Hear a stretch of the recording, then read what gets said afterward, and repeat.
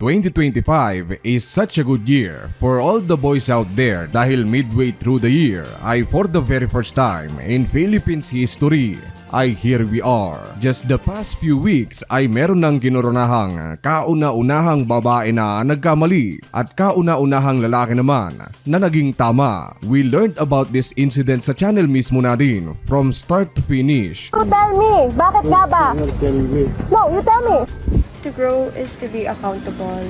Sorry to Kuya Jimmy for what I've caused. And it got me thinking, ano pa kayang mga public apology ang mas worse? Or is there anyone sa balat ng social media o mga influencer ang nagkamali and then they make it up for it? They own up to their mistake to be a better versions of themselves. And boy oh boy, meron sa listahan natin na di umano nahuli, caught in 4K, na dinadaliri habang nagvo-vlog, if you know what I mean.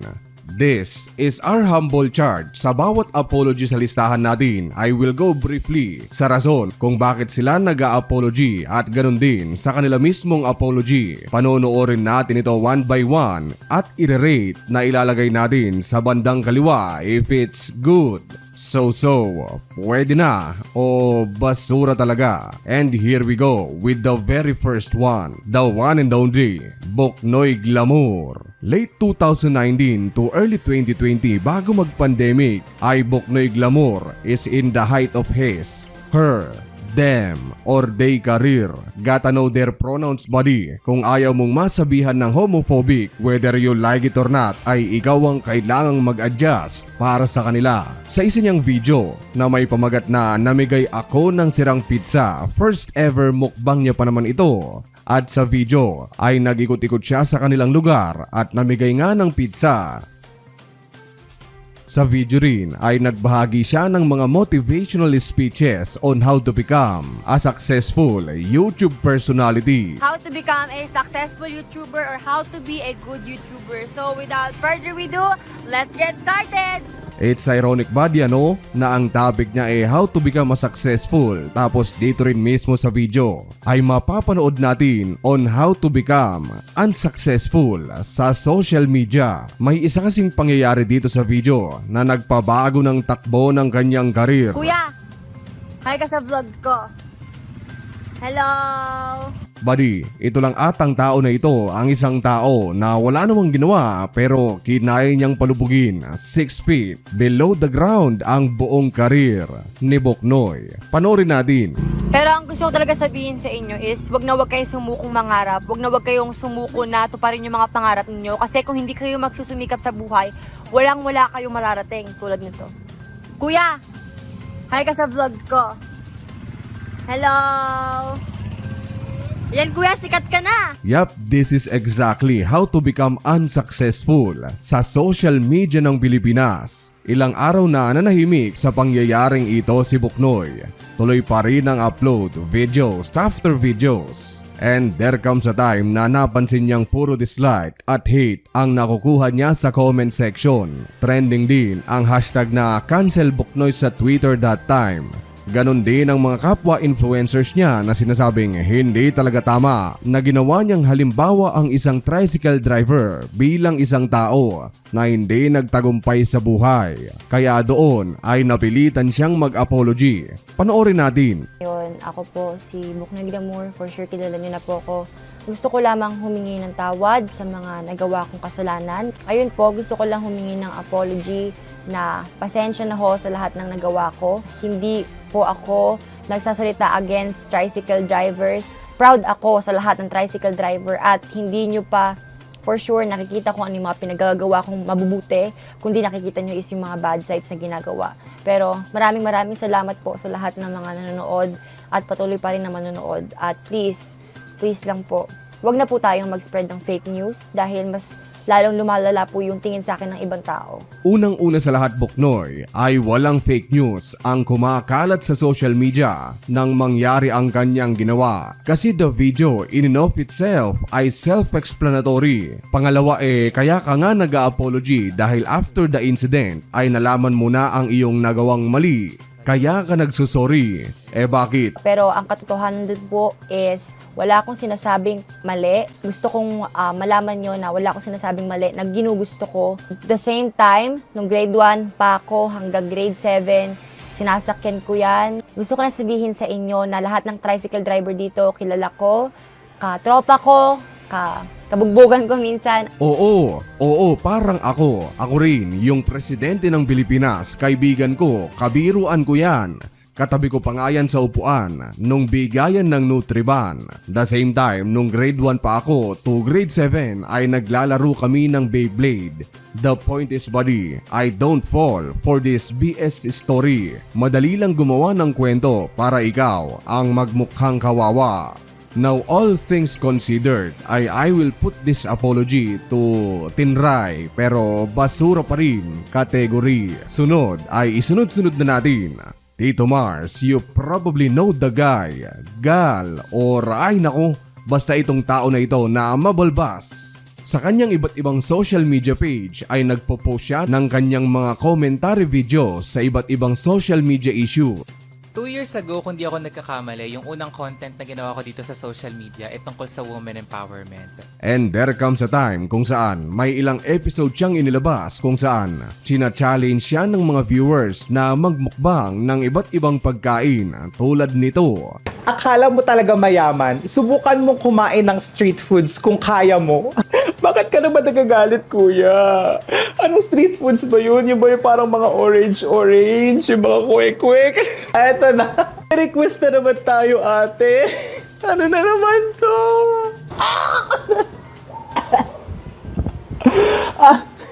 Ngayon, sa mga challenge niya na ito ay may isang challenge na talaga namang marami ang tumaas ng kilay. Wala nang iba kundi ang pagkain niya ng sardinas. Sa video na in-upload niya sa kanyang YouTube channel na hanggang sa ngayon ay buhay pa rin ay panoorin na lang natin. Bilang natuwa kayo sa pagkain ko ng balot nung nakaraan, maraming nag-request, subukan ko daw kumain ng sardinas. So, paano ba ito buksan?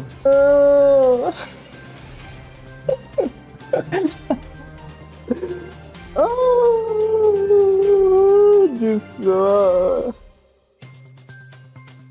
Ay, oh my God. Kainin ko na talaga siya.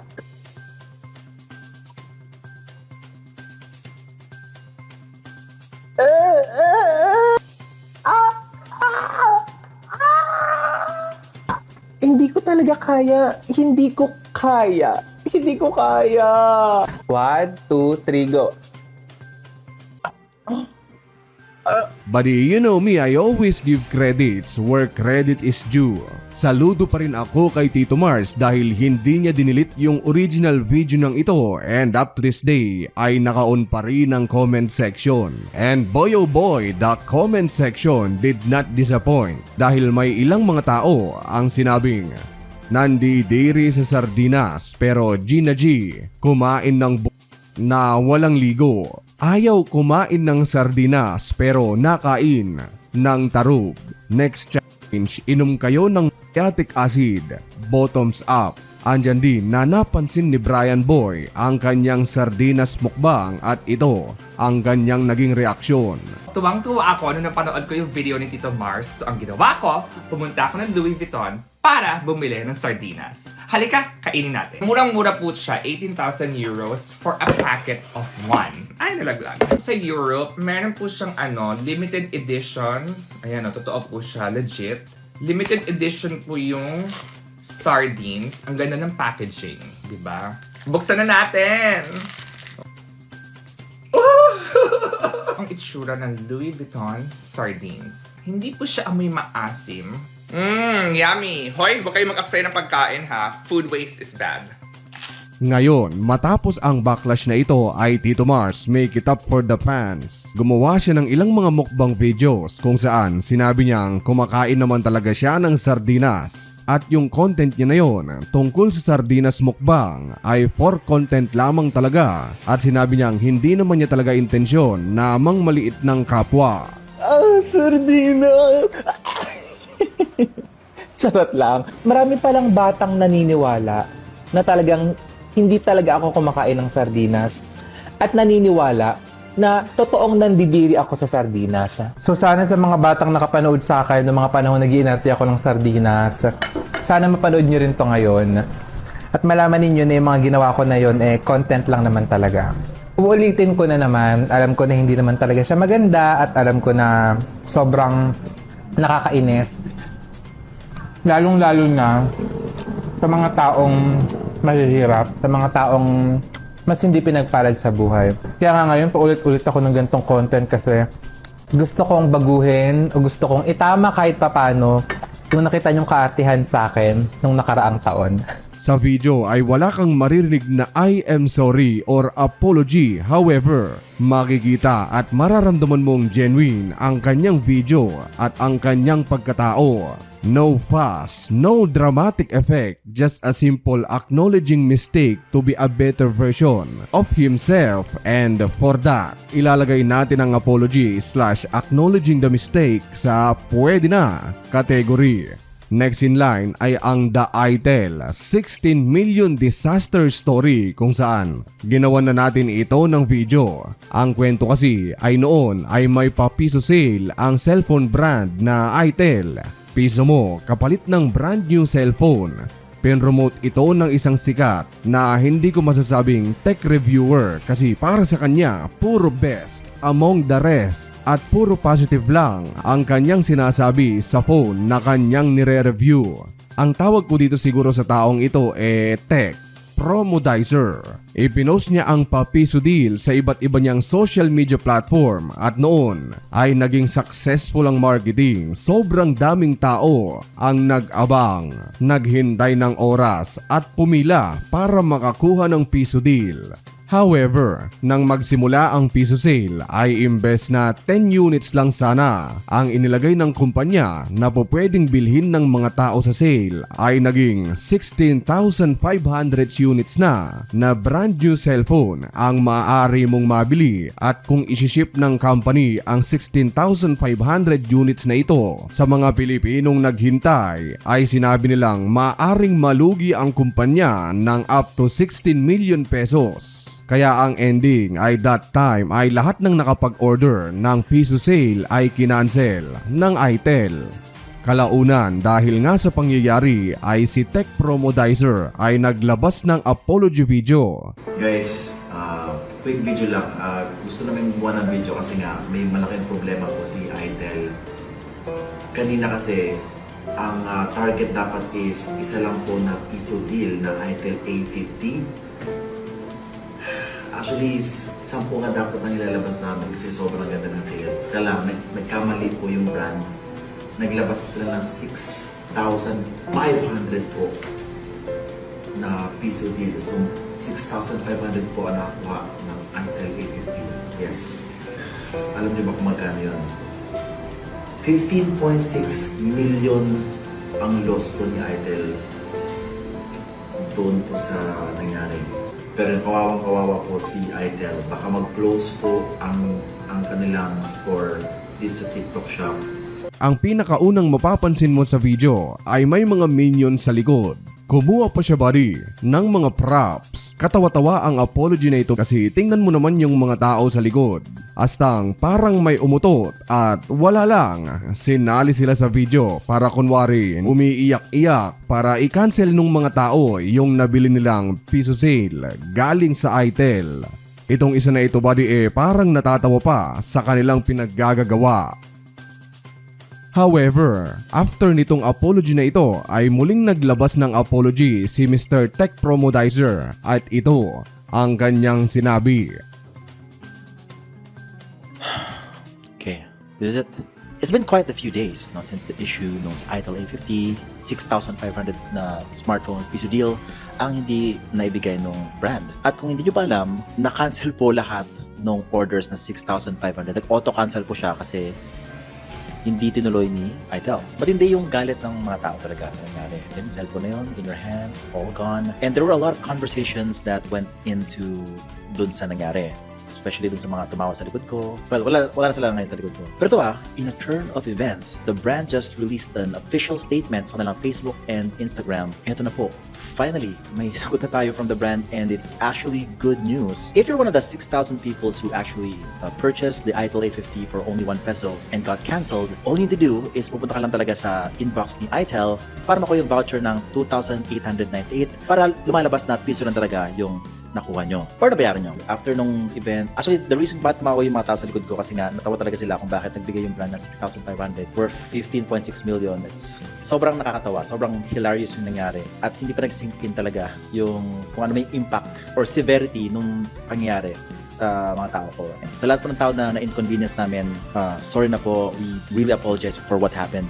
So yon, maraming salamat po sa lahat and I'll see you soon again guys. Goodbye. Kita, marunong naman pala talaga itong tao na ito. And all things considered, from the first epic apology to this na masasabi kong decente at good apology video ang ginawa niyang ito. Wala na yung mga minions at naitama ang lahat ng dapat itama para hindi na maulit at pamarisa ng marami. Kaya naman, ilalagay ko ang apology video na ito sa ating cheer na good apology. And y'all know me, I always save the best for last dahil there is an incident in Philippine social media history kung saan ang isang influencer ay umano habang naka-on ang cam at nagvo-vlog. Alam niyo yung mga tipong adventurous na mga mag-partner na nagawa na ang lahat from the primary hole to the wrong hole to public CR at the back of a car o kahit sa nature pa yan. Ay what about habang nagvo-vlog? Gawin din kaya natin ito. Kilalanin si Merilite Tamayo at Troy Oriondo na noon ay sikat na couple vlogger na nakikipagsabayan sa Jamil. Sa isa nilang Q&A vlog ay you'll be the judge kung tunay ngang pinipir ang babae o hindi habang nagvo-vlog. So tara!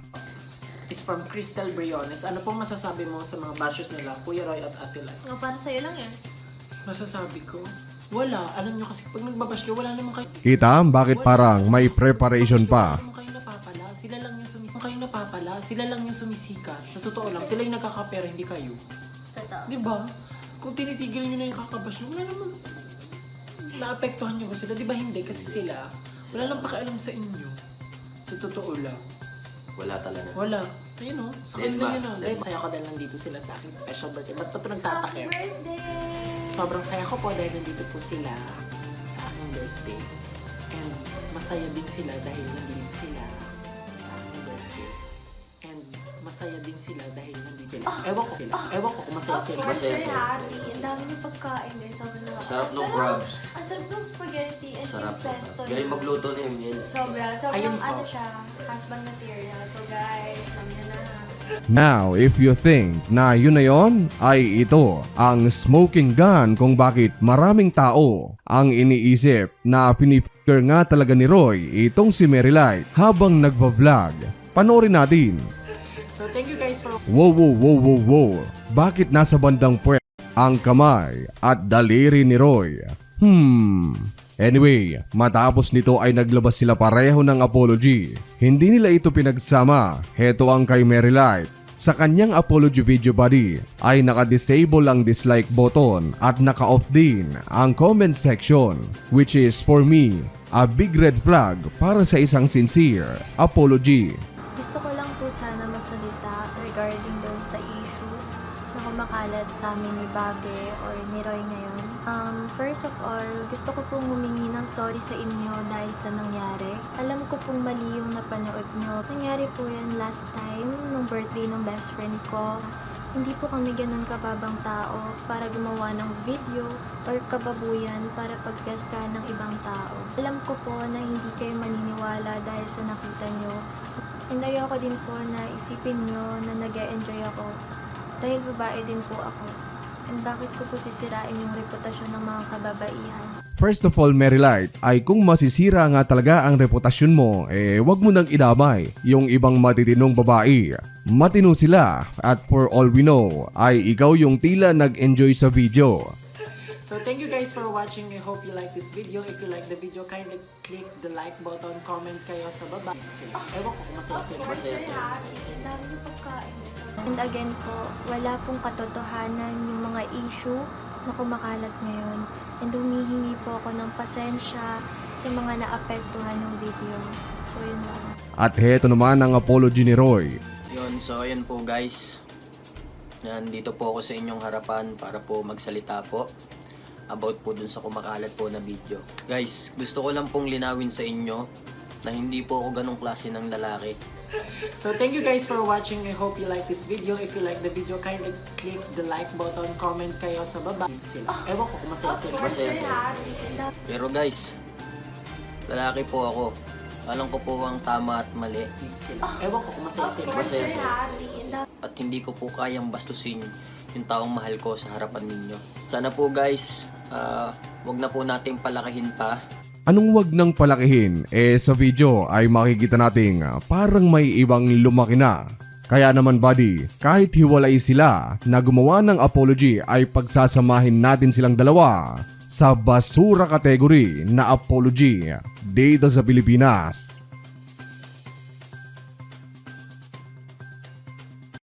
Anyway, ito ang ilang honorable mention. Yung kay Yana, kamakailan lang na ang mismong apology ay pinagkakitaan pa at sa dulo ng video inilagay dagdag watch time at engagement. Ganon din itong Sabini na kung matalino kayo ay alam nyo naman na hindi talaga yung tatlo ang nagsulat ng apology letter na ito kundi ang kanila lamang staff o yung mga tao na humahandle sa grupo ng Bini. Biruin mo namang dinamay pa yung 5 sa ginawa ng 3. Tapos yung mismong apology ay text lang din. Kaya itong 2 honorable mention natin ay parehong sa basura category.